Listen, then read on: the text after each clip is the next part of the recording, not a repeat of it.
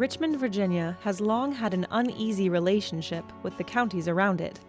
Henrico and Chesterfield surround it to the north and south, while Hanover, Goochland, Powhatan, New Kent, and Charles City hover on the periphery. In the early 1990s, a researcher named Dr. James A. Krupe was hired to interview metropolitan Richmond business leaders in Richmond, Chesterfield, Henrico, and Hanover. 15 years later, in 2007, Dr. Krupe returned for a follow-up report and analysis of where the Richmond area had grown and needed growth. In his 2007 report, Dr. Krupe stated, "Culturally, the metropolitan Richmond area is a tale of two cities. It is conflicted between old money roots and new money aspirations.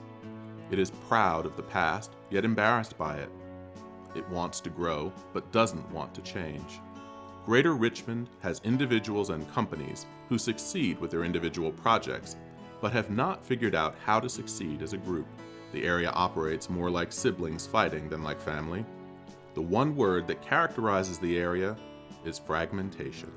Poverty in the city, and increasingly in the counties, is only one of the problems faced by our metropolitan community. According to Dr. Krupe, the counties will face growing needs in areas of public safety, retirement services, investments in technology, and to provide for an increasingly multicultural public as its immigrant population swells. These challenges can be more effectively met if tackled not unilaterally, but rather as a united community. But what has happened is that we so stereotype each other by where we live and what that means, that we put up barriers. Nowadays, economic development, to be done right, to be done well, to be done effectively, has to be regional. It's fine to keep the independent political jurisdictions, but what's key to being successful at economic development is regional thinking. And that means that you don't say, okay, I can only think about Chesterfield or only think about the city. I've got to think about ways to grow the regional economy by working with other partners.